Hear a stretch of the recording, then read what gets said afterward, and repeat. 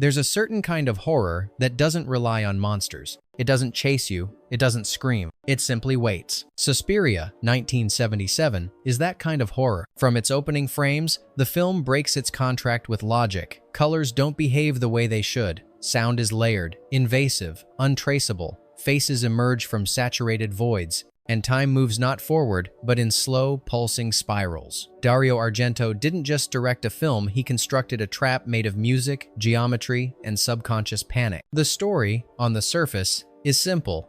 A young ballet student named Susie arrives at a prestigious dance academy in Germany, but the walls whisper, the floors bleed, and nothing, not the faculty, not the friendships, not even the air can be trusted. Viewers often recall the plot like a fever dream, unsure where reality ended and hallucination began. But what most don't know is what Suspiria was hiding beneath the surface. The script was originally meant for 1-2-year-old girls. The soundtrack used audio pulled from real occult rituals. The color palette was summoned from a dying film process. And the crew, many of them left the production changed, shaken, some refusing to speak about certain nights ever again. This wasn't just a movie. It was a beautifully orchestrated attack on reason, a cinematic seance, a spell that required your full submission. These are 20 weird facts you didn't know about Suspiria, 1977, a film that didn't want to be understood. It wanted to be obeyed. Fact Hasson, childhood was erased, but the ghost of it remained.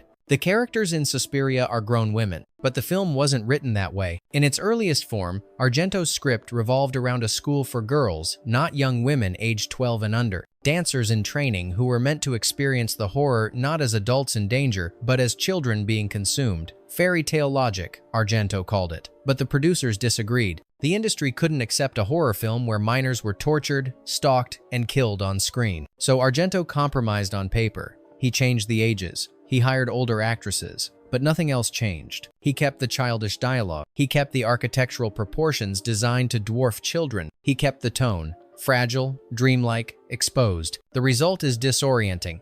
The women behave like girls, timid, overly polite, easy to isolate. They exist in spaces that seem too big for them. They speak like they've never been allowed to grow up. You can feel the original version echoing through the film, like a spirit that wasn't fully banished. The question isn't why Argento wrote it that way. It's why, even after being told to erase it, he left just enough behind to make us uncomfortable.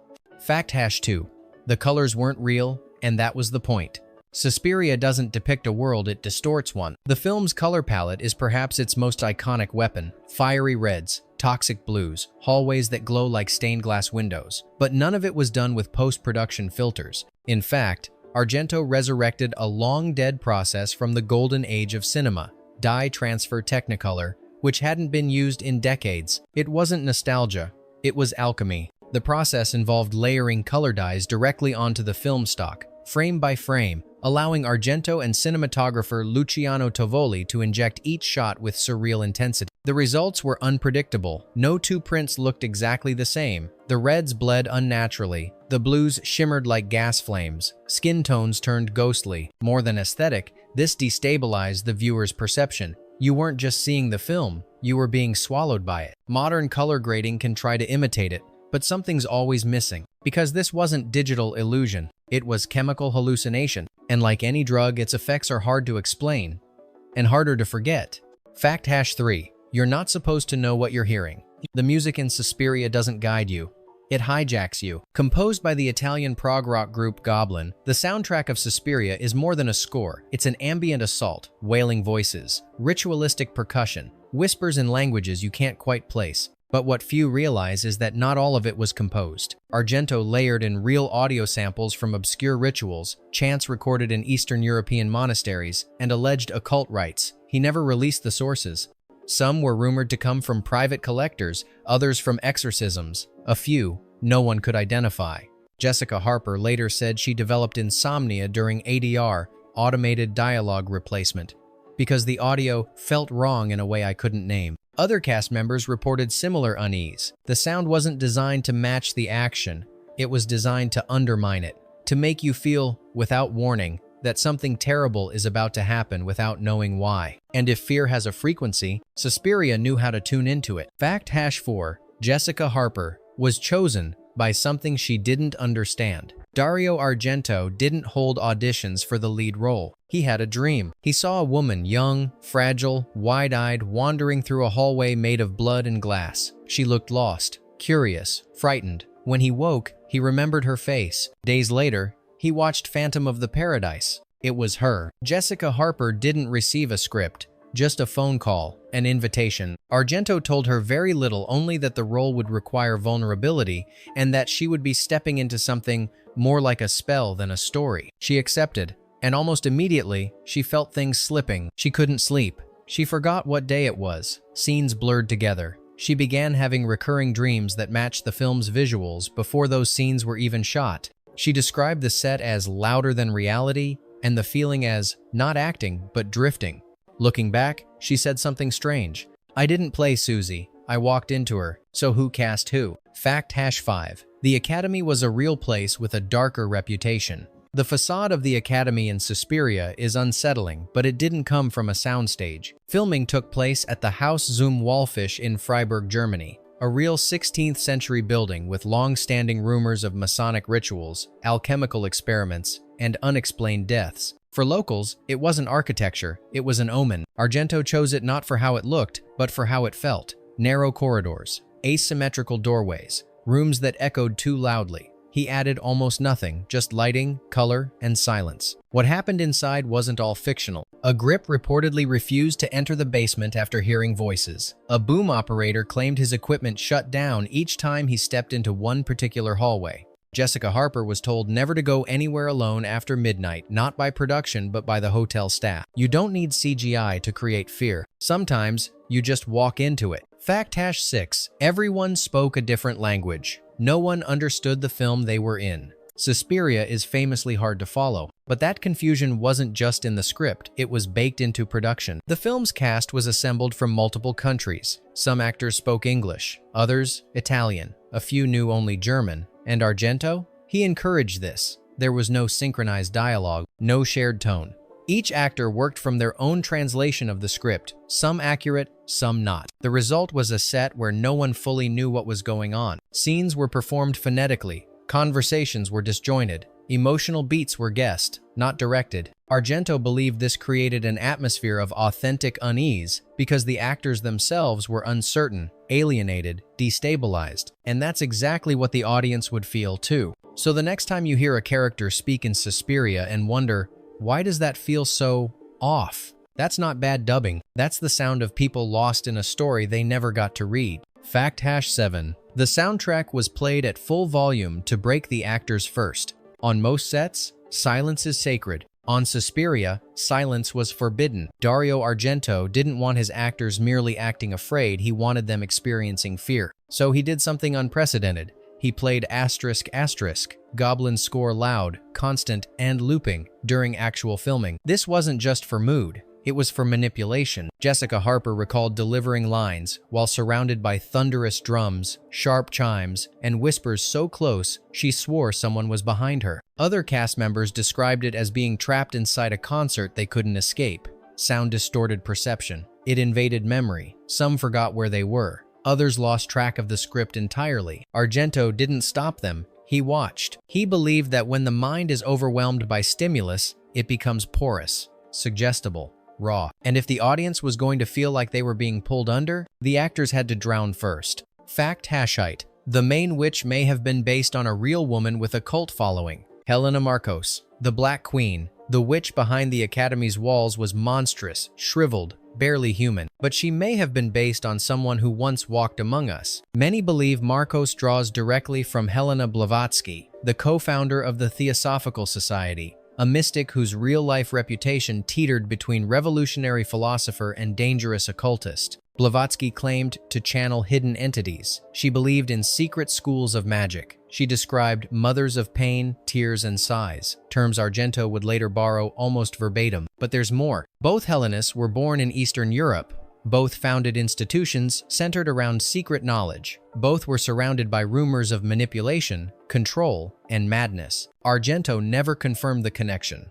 But it's there in the names, in the shadows, in the way Markos rules unseen, whispering orders from behind the veil. So when Susie finally stares into that decaying face, is she looking at a character? Or à portrait? Fact #9. Every death was a choreographed ritual, not just a scene. In most horror films, characters die. In Suspiria, they are sacrificed. Dario Argento approached every death in the film as if it were a dance, not metaphorically, literally. He mapped each movement, each fall, each breath in rhythm with the score. The bodies spiral, arms extend like broken ballet. Even the camera moves like a participant, not an observer. Take the first death. Glass shatters like cymbals. The victim's body moves upward before it drops. The violence isn't messy. It's orchestrated. Argento called it ritualized destruction. Luciano Tovoli, the cinematographer, called it the anti-ballet movement that mimicked grace while ending in blood. No, death in Suspiria feels spontaneous. They feel planned, measured, necessary. And if that's true, then who's conducting the performance? Fact #10. Maggots were used not just for shock, but for submission. The moment is unforgettable. A girl pulls back her bedsheets, and the mattress is moving. Thousands of maggots cascade from the ceiling in Suspiria, invading everything: hair, food, skin. Most assume it was clever editing or prosthetic trickery. It wasn't. They were real maggots, sourced from a local butcher and bred in boxes above the set. And then they escaped, for real. What started as a controlled sequence became a full-blown infestation. Maggots began appearing in costumes, makeup kits, even the cast's own sleeping quarters. Jessica Harper later recalled nearly vomiting on set, not from the smell, but from the sheer violation of space. But Argento didn't reshoot. He leaned in. The result? A scene where disgust isn't acted, it's lived. And in doing so, the film breaks a boundary. It doesn't just present horror. It forces you to react, physically, viscerally. Because once your skin starts to itch, the film has already won. Fact #9. Suspiria was treated like a dangerous idea, not just a film. Suspiria wasn't just banned, it was feared. After its release, the film was restricted, delayed, or outright removed from cinemas in several countries, including Singapore, the UK, and Norway. Not because of graphic violence, other films had more blood, but because Suspiria left audiences disturbed in ways censors couldn't categorize. Some viewers fainted. Others complained of nausea, confusion, or feeling watched. Religious groups called it a portal to demonic aesthetics. Politicians called it cultural poison. Even critics who praised the film admitted it unsettled the soul. Bootleg VHS tapes flourished underground, often labeled "Watch Only Once." It wasn't just about censorship, it was about containment, because when a film leaves you with no closure, it keeps playing long after it ends. Fact #2. The clues to a hidden trilogy were planted in silence. Most directors wait to see if a film will succeed before planning a sequel. Argento didn't wait. Long before Suspiria premiered, he had already envisioned The Three Mothers, a trilogy of witches representing sorrow, darkness, and tears. But rather than announce it, he buried its architecture within Suspiria itself. There are clues: a symbol etched into a stained glass panel, a whispered reference to sisters in Rome, a forgotten book lying on a piano titled Tenebrae Mater. No one noticed. It wasn't until Inferno, 1980, and Mother of Tears, 2007, were released that fans began retracing their steps and realizing they'd missed something all along. Argento never wanted the audience to see the full map. He just wanted to see who would find it. Fact #3. The building was designed to make you feel small. Something about Suspiria feels wrong before anything violent happens. It's in the architecture. The doors are too tall, the windows too high, the ceilings stretch too far. Even the hallways seem to push the characters inward. That's because Argento never redesigned the set after changing the age of his characters. Remember, the film was originally written for 1-2-year-old girls. When the studio forced him to age up the cast, Argento agreed, but refused to change the space. So now, adult women wander through rooms built for children. The effect is subtle, but it works on the subconscious. Every character seems diminished, out of place. Not just afraid, but displaced. In psychology, it's called spatial disempowerment, shrinking the subject, not with camera tricks, but with design. In horror, it's something worse. It's how you train the viewer to feel hunted, without ever showing them the hunter. Fact #4. Light became the villain, not the darkness. In most horror films, it's what hides in the dark that terrifies you. In Suspiria, it's the light that attacks. Luciano Tovoli, the cinematographer, lit the film with pure, saturated color floods, eliminating shadows and bathing characters in unnatural intensity. There are no soft gradients, no quiet corners. only extremes: red, blue, green, violet. Argento believed horror didn't need to lurk, it could confront. This wasn't expressionism, it was psychological warfare. Brightness in Suspiria doesn't comfort, it traps. It forces the viewer's eyes open when instinct tells them to look away. It removes ambiguity. It isolates characters in open exposure, nowhere to hide, nothing to explain away. The horror isn't creeping in the shadows. It's glowing and waiting in plain sight. Fact Hasson 5. A real-life death inspired the wire scene, and it wasn't fictional enough. One of the most brutal scenes in Suspiria doesn't involve knives, witches, or fire. It involves wire. A character crashes through a door, only to fall into a pit filled with tangled razor wire, screaming, writhing, unable to escape. The scene is so surreal that some assumed it was symbolic, but it wasn't. Argento revealed that the image came from a real police report he had once read. A woman found dead in an abandoned asylum, her body tangled in metal fencing, having apparently tried to escape through a sealed wing. He never mentioned where the report came from, or why it stuck with him, but he turned it into choreography, a flailing ballet of pain.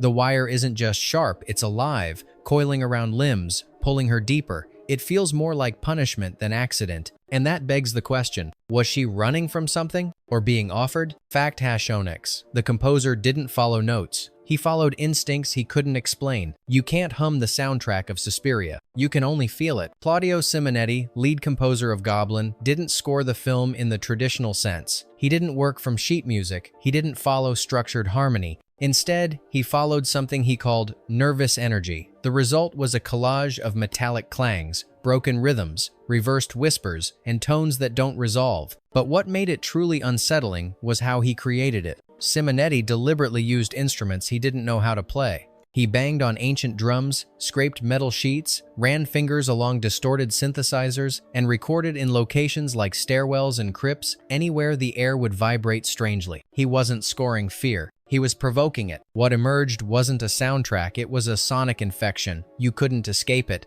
It looped, it pulsed, it felt like it was getting closer. Some say music enhances emotion. In Suspiria, it replaces it. Fact Hasson 7. The lead actress avoided the film for decades. And maybe she had a reason. Jessica Harper delivered one of the most iconic performances in horror history, but she couldn't bring herself to watch it. After filming Wrapped, Harper distanced herself from Suspiria. She attended the premiere, yes, but looked away for most of it. She later said the images on screen felt disconnected from her memories, as if the footage had captured a version of her that wasn't acting. She described the film as too invasive, not in terms of gore, but in its aura. She couldn't explain why it made her feel exposed, just that it did. It wasn't until over 30 years later, when the remake was announced and fans began flooding her with questions, that she sat down and rewatched it. Her reaction? It felt like a place I'd been locked in and forgotten. Which raises a question. If you play a character who's losing control, and you actually lose it, where does the performance end? Fact Hasson 8.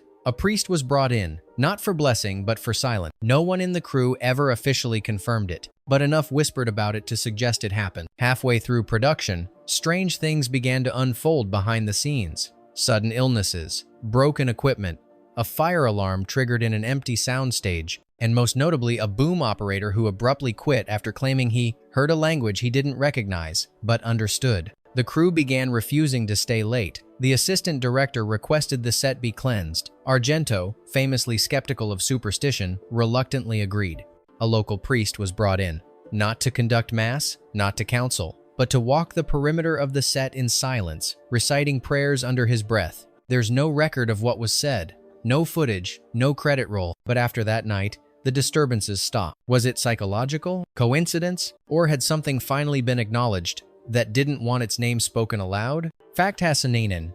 A scene was cut because one actress couldn't walk into the room. Not every scene in Suspiria was filmed, and not every absence was planned. There was a sequence never discussed publicly, never released, in which a dancer walks into a mirrored dining room, begins to hallucinate, and slowly breaks into flames. The props were ready, the mirrors were cleaned, the FX team had prepped the fire rigs, but the actress didn't show up. Or rather, she showed up, looked at the set, and refused to step inside. She reportedly said, "Something's already in there." She didn't elaborate. She left. Argento canceled the shoot. The scene disappeared from the schedule, and no one mentioned it again. There's no footage, no behind-the-scenes photos, no entry in the call sheet. Just silence. Sometimes a scene is deleted. Sometimes it never lets itself be filmed. Fact #20. The final color shouldn't exist. The last image of Suspiria burns itself into memory. Susie walks into the storm, the school collapses behind her, and the screen pulses not with red, not with purple, but with a color that doesn't quite exist. Something between rage and ruin, a hue that doesn't appear anywhere else in the film. It wasn't planned. Luciano Tovoli, the cinematographer, later explained, "A chemical imbalance during the Technicolor development process led to a rare oversaturation in the final frame. Lab technicians tried to correct it. Argento insisted they leave it. He called it a mistake that told the truth. It's a visual rupture, a tear in the film's logic, a final scream in color. And maybe, just maybe, it was the moment the spell ended, or began." Bonus fact: the remake explained what the original left open on purpose. In 2018, Luca Guadagnino reimagined Suspiria longer, colder, more intellectual. It filled in the blanks, it named the witches, it explained the rituals, it gave structure to chaos, and in doing so, it may have broken the spell. The original didn't want you to understand. It wanted you to feel lost, disoriented, hypnotized. Fans of the 1977 version argue that the remake, despite its elegance, turned something mystical into mythological. It clarified what was meant to stay blurred, because Suspiria wasn't a puzzle. It was a trap. And when you try to solve a trap, you miss the point. Which of these facts made you question what you were really watching? And what detail did we miss intentionally? Let us know in the comments. Then tell us what film we should dissect next. We'll go deeper, stranger, and maybe we'll find something that was never meant to be seen. Because some films tell a story. Suspiria tells a warning,